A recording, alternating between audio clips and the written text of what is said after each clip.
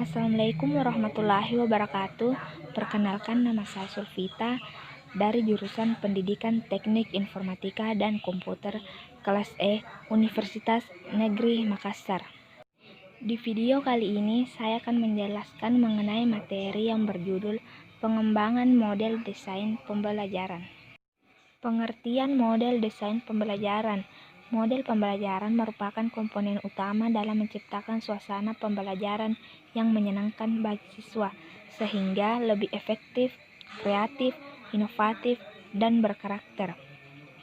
Model pembelajaran menjadi pijakan untuk menghasilkan perencanaan hasil pembelajaran yang bernuansa efektif, efisien, dan menyenangkan. Model pembelajaran menurut Bruce dan Weil adalah perencanaan suatu pola yang dapat digunakan sebagai desain dalam pembelajaran di dalam kelas. Model pembelajaran dikembangkan atas pengembangan dari hasil pembelajaran. Regul memaparkan bahwa istilah pengembangan dalam pembelajaran merupakan suatu upaya untuk memahami, memperbaiki, dan mengkonstruksi bangunan berdasarkan cetak biru atau blueprint. Melalui proses pengembangan tersebut, dimungkinkan diperoleh suatu produk baru dalam pendidikan, baik berbentuk lunak atau software seperti program pembelajaran maupun perangkat keras atau hardware seperti media pembelajaran. Lebih lanjutnya, dijelaskan bahwa model pembelajaran digunakan untuk berbagai keperluan, termasuk pembelajaran di mana satu komponen terintegrasi dari strategi, ringkasan, penggunaan contoh, penggunaan praktek untuk memberikan motivasi kepada siswa. Untuk menganalisis detail pelaksanaan pembelajaran harus diperhatikan 1. Materi bahan ajar, 2. Pola pembelajaran, 3. Model desain instruksional atau pembelajaran. Sedangkan untuk strategi pembelajaran dapat dikembangkan oleh guru diantaranya 1. Pembelajaran penerimaan atau reception learning, tokohnya bernama Ausubel. 2. Pembelajaran penemuan atau discovery learning, tokohnya Piaget and Brunner. 3. Pembelajaran penguasaan atau mastery learning, tokohnya yaitu Carroll.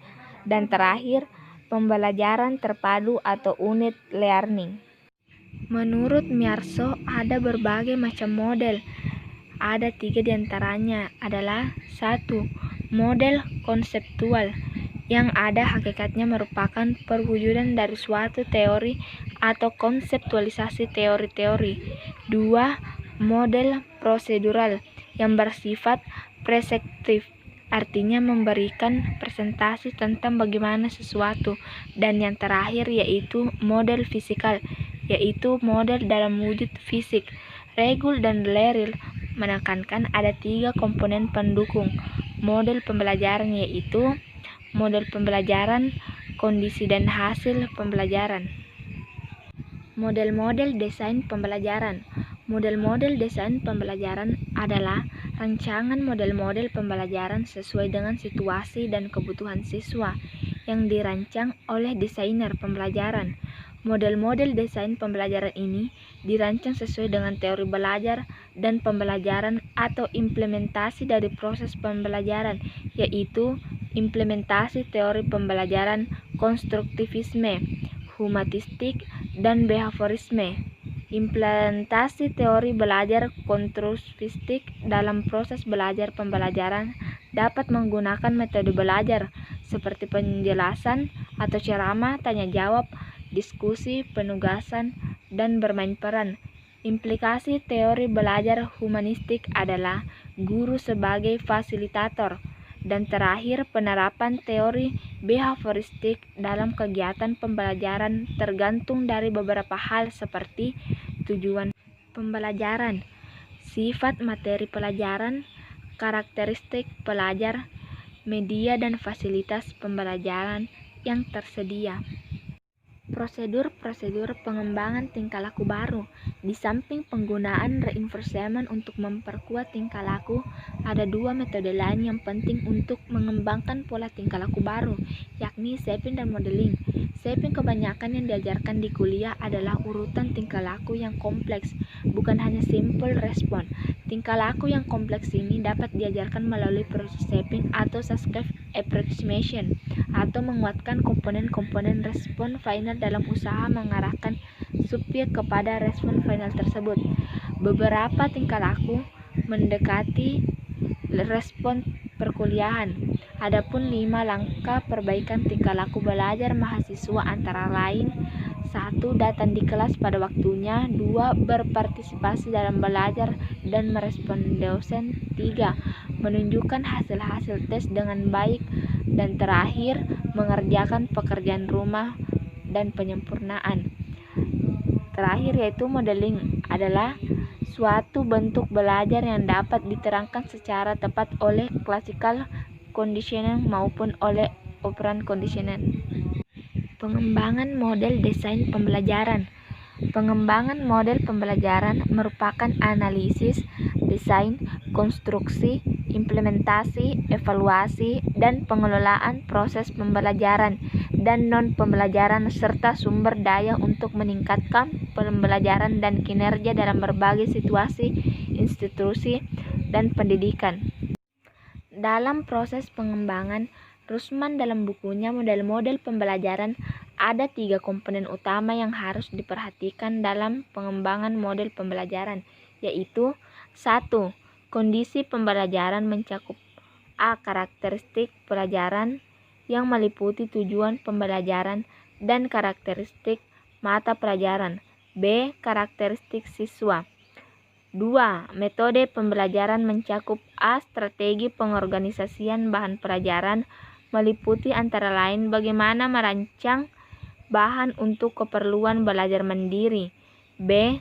Strategi penyampaian meliputi antara lain media pembelajaran, interaksi pembelajar dengan media dan bentuk pembelajaran yang terdiri dari kegiatan pra-pembelajaran, kegiatan pembelajaran atau penyampaian materi, prosedur kegiatan pembelajaran.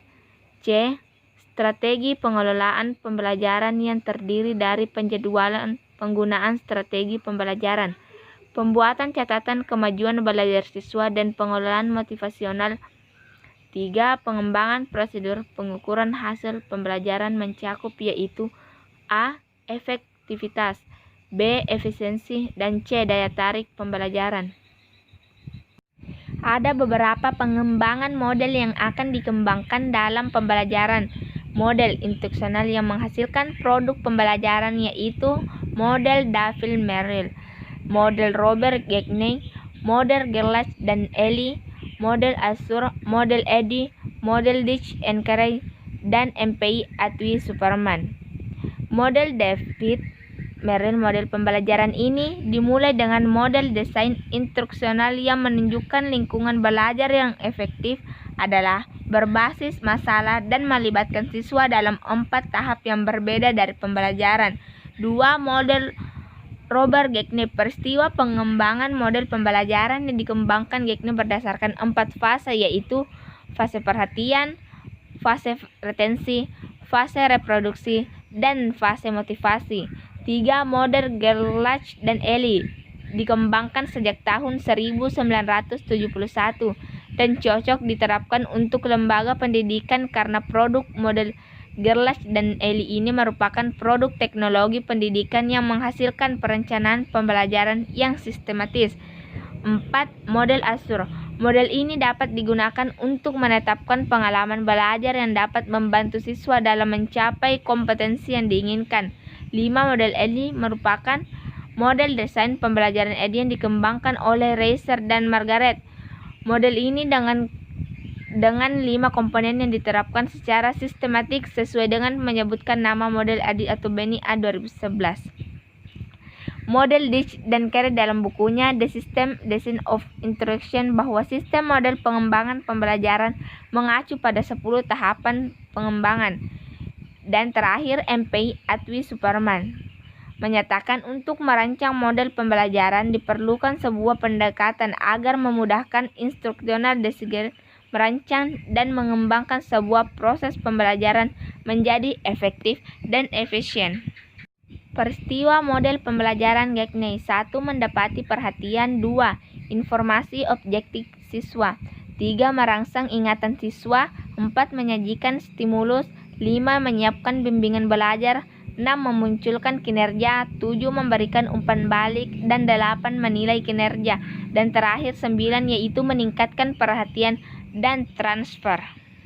Prinsip awal model pembelajaran model David Merrill. Belajar difasilitasi ketika peserta didik terlibat dalam memecahkan masalah di dunia nyata. Belajar difasilitasi ketika pengetahuan yang diaktifkan sebagai dasar untuk pengetahuan baru. Belajar difasilitasi ketika pengetahuan yang baru menunjukkan kepada pelajar. Belajar difasilitasi ketika pengetahuan baru ditetapkan oleh pelajar. Terima kasih.